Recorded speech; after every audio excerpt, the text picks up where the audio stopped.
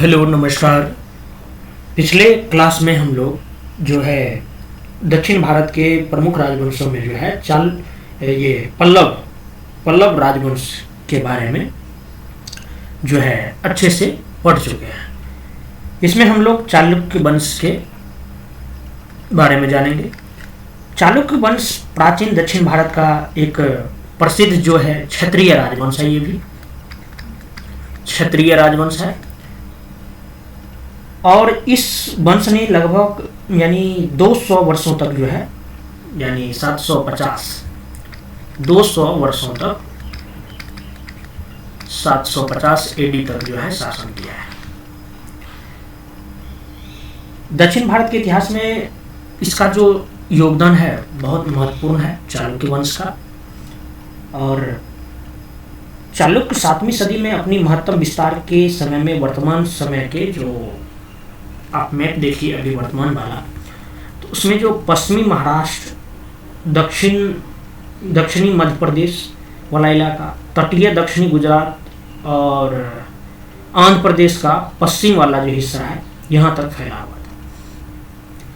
चालुक्य लोग जो थे वो स्वयं को ब्रह्मा, मनु या चंद्र के वंशज मानते थे और अपनी वैधता व प्रतिष्ठा को अर्जित करने के लिए उन्होंने जो है अपने ऐसा बताया जो मेरे पूर्वज जो थे वो अयोध्या के पूर्व शासक भी थे, ऐसा भी उन लोगों के बारे में कहा जाता है। मेनली जो हम लोग बात करेंगे तो हाँ, एक चीज़ ये जान लीजिए, जो चालुक्य जो है आगे चल करके ये 4 प्रमुख शाखाओं में बढ़ जाते हैं, जिनमें से एक है बादामी या वातापी के चालुक्य, जिनके बारे में हम लोग देखेंगे।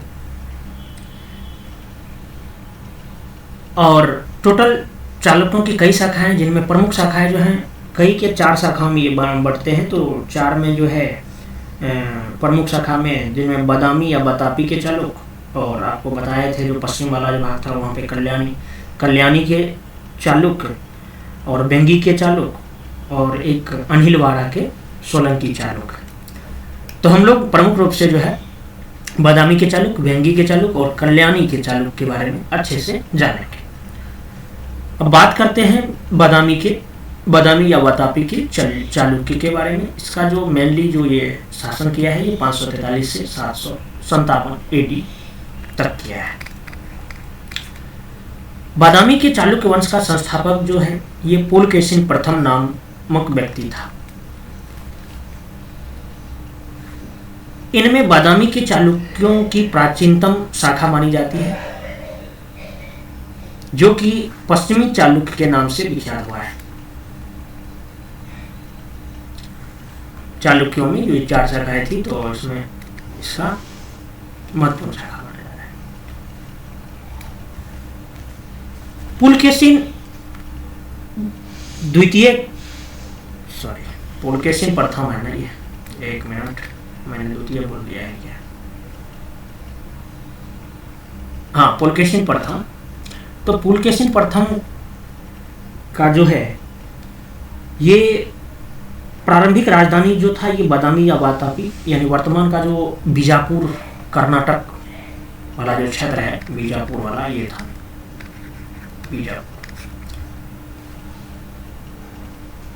अब महाकूट अभिलेख में उसके पूर्व के 2 शासकों का भी उल्लेख मिलता है। कौन कौन थे? जय सिंह और रणराग। नाम तो मिलता है लेकिन उनके शासन का विवरण नहीं मिलता है। अतः ऐसा माना जाता है कि कदम्ब शासकों की अधीनता में बादामी में शासन करते थे, मतलब उनके अधीन में रहकर ये शासन करते थे, ऐसा माना जाता है। पुलकेशिन प्रथम जो है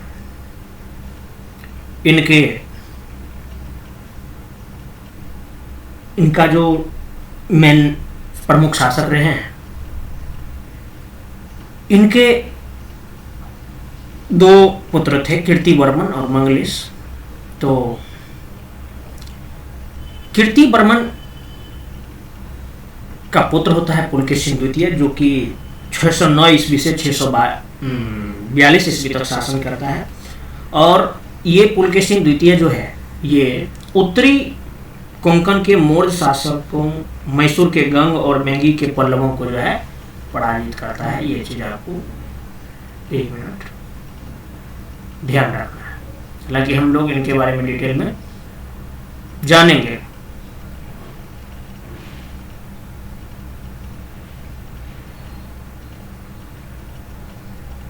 ठीक है,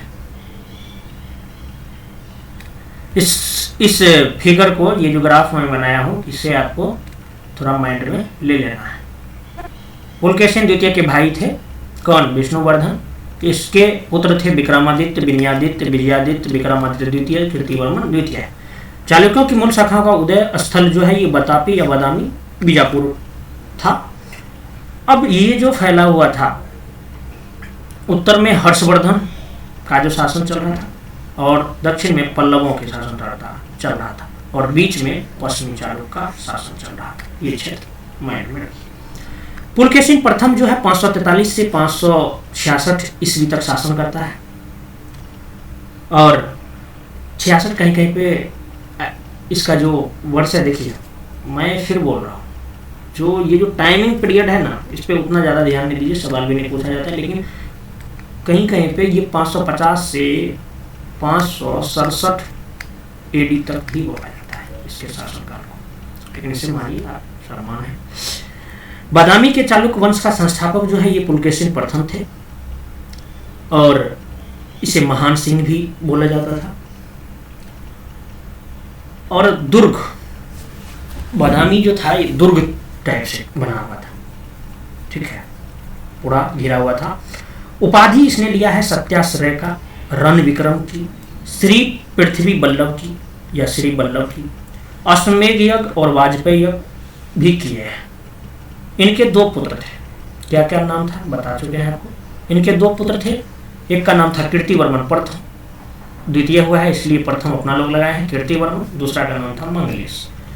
तब इसका पुत्र जो है कीर्तिवर्मन शासन करता है 566 से 597 ईस्वी तक।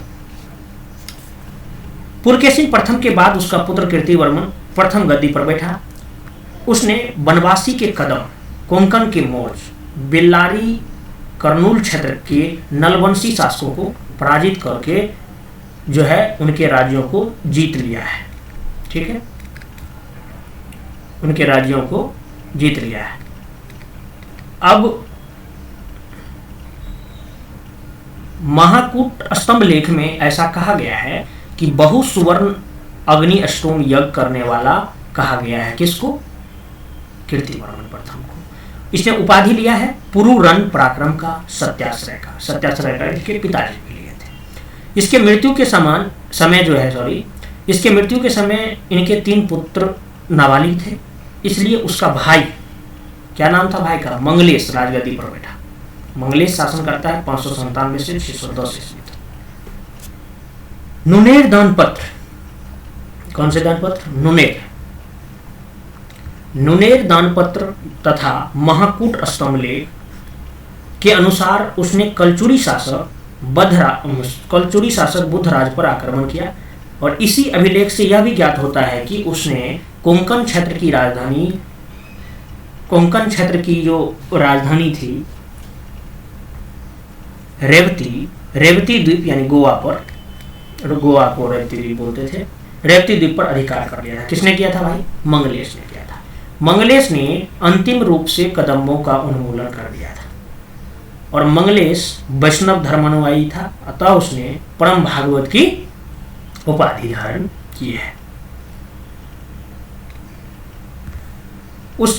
मंगलेश ने बादामी के गुहा मंदिर का निर्माण को पूरा करवाया, जिसका आरंभ कीर्तिवर्मन प्रथम ने किया था भाई साहब। अब बात आता है पुलकेशिन द्वितीय जो है मंगलेश के बाद गद्दी पर बैठता है 610 से 642 में। ये कौन रहते हैं?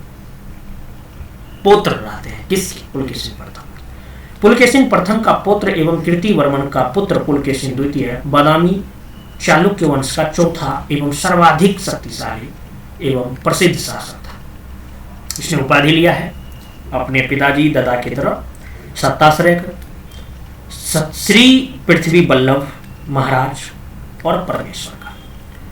एहोल प्रशस्ति लेख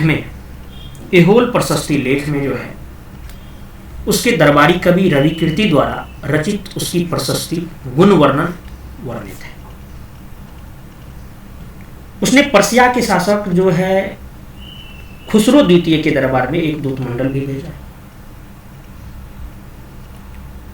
पुलकेशिन द्वितीय, अच्छा एक बात जानिए, जो अगर भाई शासन करने लगेगा तो भाई क्या सोचेगा, जो मेरा अपने बेटे को शासन तो कुछ ना कुछ हो सकता है कि नहीं हो सकता है। गृह कलह आएगा, यहां भी आया था। पुलकेशिन द्वितीय वर्सेस मंगलेश के गृह कलह के अवसर पर चालुक्य वंश की शक्ति बहुत ही क्षीण हो गई थी। अनेक प्रदेश स्वतंत्र होने लगे थे। ऐसी स्थिति देख पुलकेशिन द्वितीय ने अपने चाचा की हत्या कर दी और गद्दी पर बैठे थे। ठीक। पुलकेशिन द्वितीय विंध्याचल के दक्षिण के संपूर्ण दक्षिणी भारत का अधिपति बन गया था। इसने अपने विशाल साम्राज्य को दो भागों में विभाजन कर एक भाग अपने भाई कुब्ज विष्णुवर्धन को दे दिया। कुब्ज वाला जो एरिया था विष्णुवर्धन को दे दिया, और यह नवगठित राज्य जो है आगे चल के वेंगी का चालुक्य, पूर्वी चालुक्य राज्य कहलाया है। ये भी आपको ध्यान रखना है। ठीक है। पुलकेशिन द्वितीय जो है ये विंध्याचल के दक्षिण के, पुलकेशिन द्वितीय विंध्याचल के दक्षिण के संपूर्ण दक्षिणी भारत का अधिपति बन गया, और इसने अपने विशाल साम्राज्य का दो भागों में विभाजन कर जो है एक भाग अपने भाई को दे दिया, और यह नवगठित राज्य है वेंगी का चालुक्य कहलाया है। एहोल अभिलेख में कहा जाता है, जो एहोल अभिलेख में पुलकेशिन द्वितीय का, हर्षवर्धन जो पढ़ा रहे थे वहां भी बताया था, हर्षवर्धन से सामना किसका हुआ है, पुलकेशिन द्वितीय का हुआ है, और युद्ध हुआ है नर्मदा के तट पे। तो ये युद्ध में पराजित हो जाता है हर्षवर्धन, और पुलकेशिन द्वितीय जीतता है। नहीं तो हर्षवर्धन बहुत पूरा राज्य जीत लिया रहा था, अभी तो वो निकला था सिकंदर जैसा, लेकिन पुलकेशिन द्वितीय जो है अवरोध का काम किया था वहां पे। ये चीज आपको अच्छे से मैं बता चुका। पुलकेशिन के बाद जो है, अच्छा पहले पल्लव चालुक्य संघर्ष जो है, पल्लव चालुक्य संघर्ष का सूत्रपात इसी के शासनकाल से शुरू होता है। पल्लव वंश का शासक महेंद्र वर्मन था, और पुलकेशिन द्वितीय ने कांची पर आक्रमण किया था, उसके राज्य के उत्तर प्रांत पर अधिकार कर लिया था। किसी के राज्य पर अगर अधिकार कर लोगे भाई, तो फिर तो वो तो बैठा नहीं रहेगा। तो यहीं से संघर्ष शुरू हो जाता है। पुलकेशिन द्वितीय जो है पुनः जो है कांची पर आक्रमण किया, परंतु इस समय महेंद्र वर्मन का पुत्र नरसिंह वर्मन प्रथम शासन कर रहा था, और उसने अपने पिता के अपमान का बदला लिया और पुलकेशिन द्वितीय को क्या कर दिया, बुरी तरह से पराजित किया है। अच्छा, पुलकेशिन द्वितीय के टाइम में चीनी यात्री हुएनसांग भी आया है, ये भी याद रखिए। कब आया है भाई? 641 से। अब पुलकेशिन के बाद उसका पुत्र विक्रमादित्य प्रथम शासक बना। इस और पुलकेशिन द्वितीय से संबंधित जानकारी जो है, सवाल पूछा गया था एक बार, इसलिए जानकारी जो है एहोल अभिलेख में मिलता है। नेक्स्ट बात हम लोग अब करते हैं इनके पुत्र की। इसके पुत्र जो हैं विक्रमादित्य प्रथम, ये 650 से 680 ईस्वी तक शासन करता है। 13 वर्षों की राजनीतिक व्यवधान के बाद जो है पुलकेशिन द्वितीय का पुत्र विक्रमादित्य शासक बना। उसने अपने भाई जयसिंह, जिसने उसका हमेशा साथ दिया, को लाट अनिलवाड़ा का लाट का गवर्नर बना दिया, और इस प्रकार दक्षिण चालुक्य का उदय हो जाता है यहाँ से। ठीक है, इसलिए बोले हम 4 भागों में एक ये भी भाग है, लेकिन उतना ज्यादा प्रसिद्ध नहीं हो पाया है, इसलिए इसे तवज्जो नहीं देते। अब शासन करता है विक्रमादित्य के बाद विनयादित्य 680 से 696 ईस्वी तक। विनयादित्य जो है, विनयादित्य ने पल्लवों से संघर्ष जारी रखा है। उसके अभिलेखों से पता चलता है कि उसने चोलों, पांड्यों एवं केरल के साथ जो है युद्ध में विजय प्राप्त किया। उसने संभवतः उत्तरापथ पर भी आक्रमण किया, और इसी दौरान जो है युद्ध में मारा गया। ठीक है, अब आता है विजयादित्य 696 ईस्वी से 773 ईस्वी तक शासन करता है। इस इसका जो शासन है सबसे लंबा था, देख लीजिए आप, 696 से 733, 37। विजयादित्य ने कांची पर आक्रमण किया तथा वहां के शासक कौन था उस टाइम? परमेश्वर वर्मा द्वितीय से पर्याप्त धन वसूला। उसने पट्टदकल में एक शिव मंदिर का निर्माण करवाया, याद रखिएगा, प्रमुख बात यही है। अब आती है विक्रमादित्य द्वितीय। एक विक्रमादित्य को पढ़ चुके हो। 733 से 746 ईस्वी तक ये शासन करता है, एडी तक शासन करता है। इसने गंग सामंत श्री पुरुष की सहायता से पल्लव नरेश नंदी वर्मन को पराजित किया और कांचीन कोंड की उपाधि यानी कांची का विजेता जो है, कांची कोंड की उपाधि जो है धारण की। विक्रमादित्य द्वितीय चोलों, पांड्यों, केरलों और कलबरों को भी परास्त किया है, परंतु इसी के समय में लाट पर राष्ट्रकूटों ने अधिकार कर वहां से चालुक्यों का शासन जो है क्या कर देता है? समाप्त कर देता है। ठीक है। अब विक्रमादित्य द्वितीय में जो है उत्तराधिकारी को लेकर के कुछ बात हुआ है, क्या हुआ है? विक्रमादित्य द्वितीय की दो पत्नी, प्रथम पत्नी का नाम था लोक महादेवी और द्वितीय पत्नी का नाम था त्रिलोक्य महादेवी। इसी के नाम पर मंदिर भी बना है, लोकेश्वर नाथ मंदिर और त्रिलोकेश्वर नाथ मंदिर। त्रिलोकेश्वर मंदिर कहाँ है भाई? पट्टदकल। अब मेन बात जो है, हम लोग कीर्तिवर्मन द्वितीय करते हैं। कीर्तिवर्मन प्रथम पढ़ चुके हैं, इसलिए कीर्तिवर्मन द्वितीय।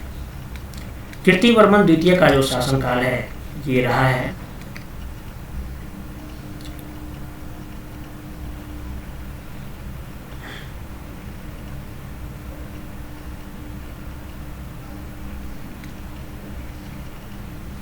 कीर्तिवर्मन द्वितीय का शासनकाल 746 से 757 एडी तक रहता है और चालुक्य पल्लव संघर्ष के कारण शक्ति क्या हो गई है? छीन हो गई है तथा एक सामंत दंती दुर्ग ने चालुक्य के उत्तरी भाग पर अधिकार कर लिया है।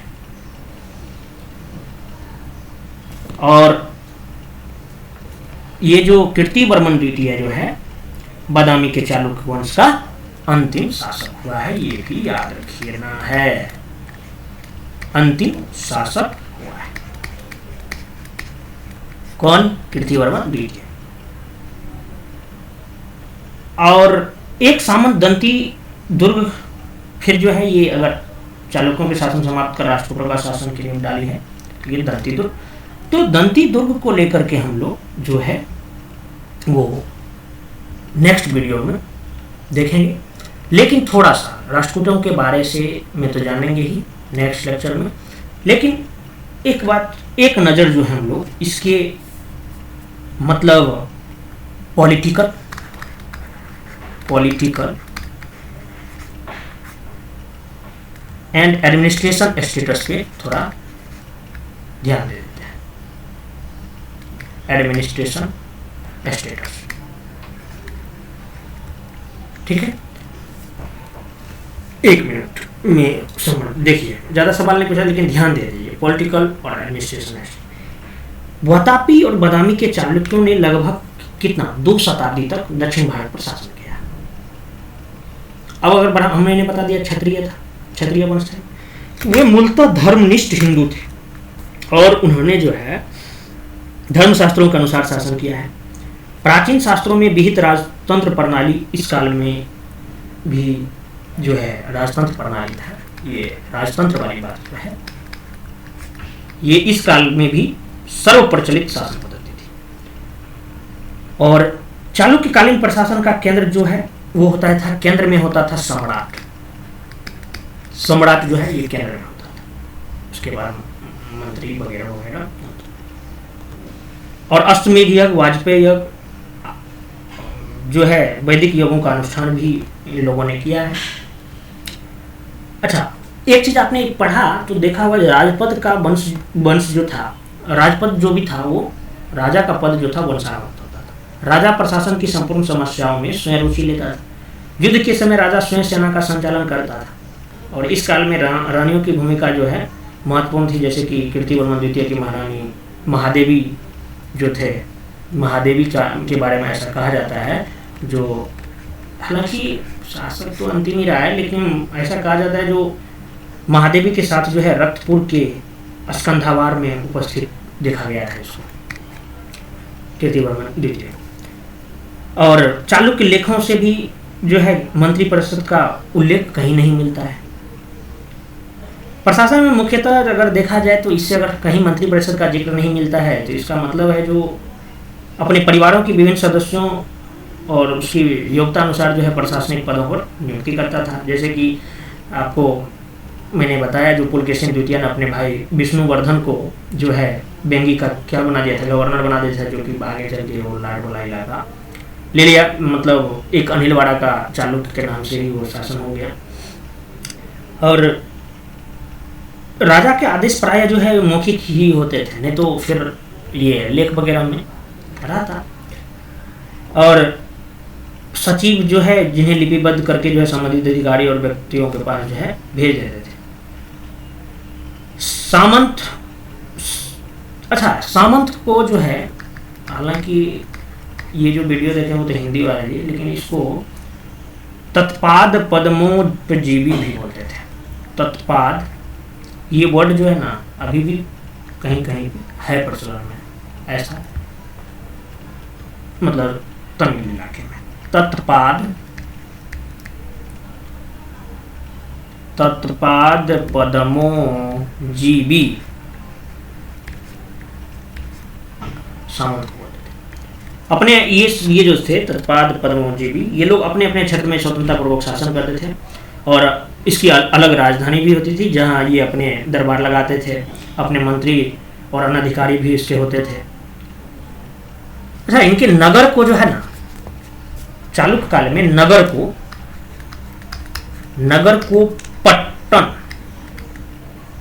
को पट्टन कहा जाता था।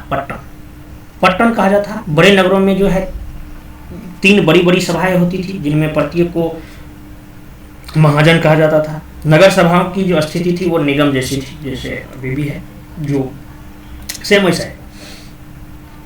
और संपत्ति का क्रय विक्रय करने और छोटे मोटे विवादों का निपटारा करने का अधिकार होता था इनके पास, नगरों के पास। और ग्राम प्रशासन की जो सबसे छोटी इकाई थी, ग्राम जो था, जैसे कि अभी भी है ना भाई, ये सब चीज़ कहाँ से है, वही से ग्राम प्रशासन के एडमिनिस्ट्रेशन का जो है मतलब सबसे छोटी इकाई थी। और ग्राम को जो है कुछ लेखों में गामुंड कहा गया है। गामुंड, ये चीज याद रखिए, गामुंड कहा गया है। विजयादित्य के एक लेख से भी पता चला है कि बेन्नीपुर ग्राम का शासन जो है, इसलिए यहाँ पे बात किया जाता है बेन्नीपुर ग्राम का जो शासन है महाजन ही चलाते थे। ठीक है, महत्तर भी कहीं कहीं बोलता जाता है, महाजन को महत्तर ही चलाते थे। तो ये जो बात था, ये सारे का सारे हम लोग पॉलिटिकल और एडमिनिस्ट्रेशन स्टेटस की बात है। अच्छा, अगर आप इसकी मतलब सोशल अगर बात कर लें हम लोग, सोशल स्टेटस की, एक मिनट,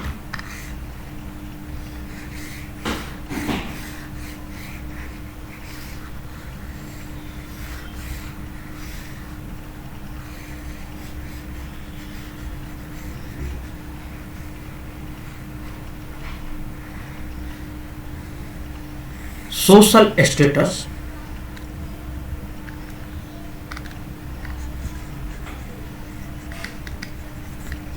तो इस काल में भी समाज पर राजाओं का पुरोहितों का दबाव था। राजा ब्राह्मण व क्षत्रिय होने का दावा करते थे, जैसे कि लोग क्षत्रिय राजवंश थे, लेकिन उनमें कई स्थानीय जातियों के सरदार थे और ब्राह्मणों ने दान लेकर के जो है द्वितीय वर्ण का दर्जा दे दिया था इन लोगों को। अधिकांश पुरोहित ब्राह्मण ही थे, लेकिन कुछ मिलावट हो गया था। और मतलब ऐसा भी कहा जाता है जो पुरोहितों ने भूमि दान करवाकर अपने प्रभुत्व को जो है बहुत विस्तार कर लिया था। और राजा और पुरोहितों के नीचे जो था, पुरोहित, राजा, इसके नीचे जो था किसान होता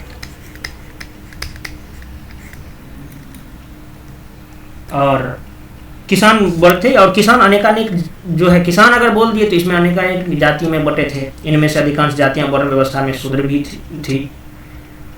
और शिल्पी वर्ग के लोग उत्पादन क्रम में, सेवा क्रम में दायित्व चुकाने से चूकते भी नहीं थे। और ऐसी स्थिति को कलयुग कहा जाता था। राजा का जो धर्म था मेनली कि वह शांतिपूर्ण व्यवस्था बनाए रखे, जनता की रक्षा करे, वो आज भी है। और इसके जो प्रमुख लेख सब जो है, प्रमुख लेखों में जो है एहोल का अभिलेख है, एहोल अभिलेख, और ह्वेनसांग ने जो है चालुक्य राज के लोगों को, ह्वेनसांग 641 ईस्वी की बात मैंने जो किया था, तो ह्वेनसांग जो है चालुक्य राज के लोगों के बारे में कहा था कि इसको विद्या का वैष्णि कहा है। विद्या का वैष्णि, वैष्णि मतलब होता है, मतलब क्या, शराबी जिसे कहते हैं हमारे, वैष्णि, लत वाला, विद्या का वैष्णि कहा है। किसने कहा है ये विद्या का वैष्णि? ये विद्या का वैष्णि जो है ये ह्वेनसांग का है, इन लोगों को, ठीक है। तो यही बात है। चालुक्य में जो है प्रमुख मंदिरों में आपको मैंने जिक्र कर ही दिया, जो बादामी के गुफा मंदिर, पदक्कल मंदिर जैन मंदिर है मालप्रभा नदी तट पर, और यही सब जो है चालुक्य वास्तुकला के भी केंद्र हैं। इनमें दक्षिण शैली का विरूपाक्ष मंदिर विशेष उल्लेखनीय है। अच्छा, ये लदखान मंदिर जो है, लदखान मंदिर, ये मंदिर जो है लदखान मंदिर, ये भी ये क्या बोलते हैं, चालुक्य काल के ही हैं। और ये मेनली जो है सूर्य को समर्पित है, सूर्य को समर्पित है। हालांकि शैली के हम लोग बारे में बात करेंगे, लेकिन आप एक चीज ध्यान रखिएगा, जो चालुक्य काल में मंदिरों की बेसर शैली का विकास हुआ है। अब बेसर शैली क्या है, इसके बारे में हम लोग, वैसे बारे में क्या जान लीजिए, नागर और दरबीर दोनों का जो मिक्सचर हो जाता है ना, तो वहाँ पे बेसर। तो उत्तर भारत की नागर और दक्षिण भारत की दरबीर शैली का समन्वय जो है ये बेसर शैली, और इसका जो चालुक्य काल में ही मंदिरों को बेसर शैली का जो है, बेसर शैली का मेनली जो है विकास हो जाता है। तो ये भी जानना आपको जरूरी है।